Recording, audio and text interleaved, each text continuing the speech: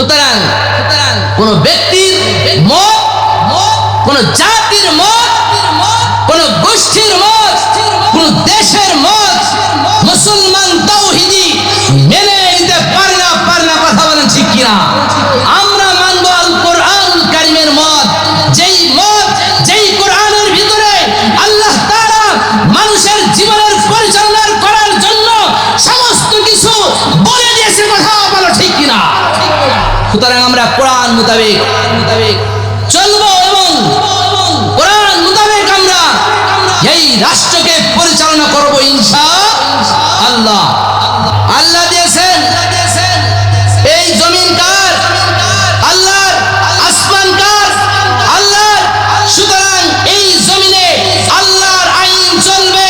কারোর মন গড়া মতবাদ, কোন বাবার মতবাদ, কোন স্বামীর মতবাদ এই আল্লাহর জমিনে চলতে পারে না ঠিক না? সম্মানিত উপস্থিতি, এখন আসুন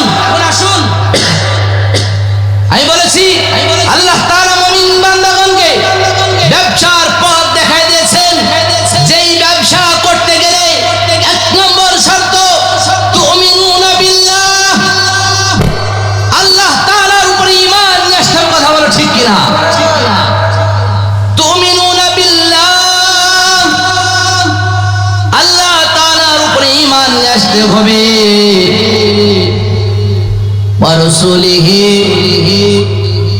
আল্লাহ রাসূলের প্রতি ঈমান নিয়ে আসতে হবে। তাহলে মুসলমান ভাইয়েরা আমার, আল্লাহ তাআলার দেখানো ব্যবসা করতে গেলে দুইটা শর্ত। এক নম্বর আল্লাহ তাআলার উপর ঈমান নিয়ে আসতে হবে, দুই নম্বর শর্ত রাসূলের উপর ঈমান নিয়ে আসতে হবে, কথা বলেন ঠিক কিনা? আমরা হলাম আখিরি জামানার পয়গম্বর মুহাম্মদ মুস্তাফা সাল্লাল্লাহু আলাইহি সাল্লামের উম্মত। আমাদের নবী যেমন শ্রেষ্ঠ, আমাদের কিতাব শ্রেষ্ঠ, আমরা হলাম শ্রেষ্ঠ নবীর শ্রেষ্ঠ উম্মত, মানে সুবহানাল্লাহ। সুতরাং সেই নবীর প্রেম, সেই নবীর ভালোবাসা প্রত্যেকটা মুমিনের হৃদয়ে অগাধ থাকতে হবে। চুল পরিমাণ যদি খাদ থেকে তাহলে পারে রাসূলের প্রতি ভালোবাসা হবে না, রাসূলের প্রতি মহব্বত হবে না। সুতরাং রাসূলের ইজ্জতকে আমাদের রক্ষা করতে হবে, রাসূলের ভালোবাসা প্রেম আমাদের দিলের ভিতরে তৈরি করতে হবে, কথা বলো ঠিক কিনা? কয়েকদিন আগে আমরা বিভিন্ন ভাবে জানতে পারলাম এই যে আমাদের পাশের এক রাষ্ট্র আছে ইন্ডিয়ার ভিতরে, কসাই মোদি, যার মদদে এক নাস্তিক নবী সাল্লাল্লাহু আলাইহি সাল্লামকে নিয়ে কটূক্তি করেছিল, কথা বলেন ঠিক কিনা? আমরা মিছিল করেছি, আমরা বিভিন্নভাবে প্রতিবাদ জানাইছি। সুতরাং আমরা এখনো পর্যন্ত প্রতিবাদ করব, মিছিল করব, মিটিং করব।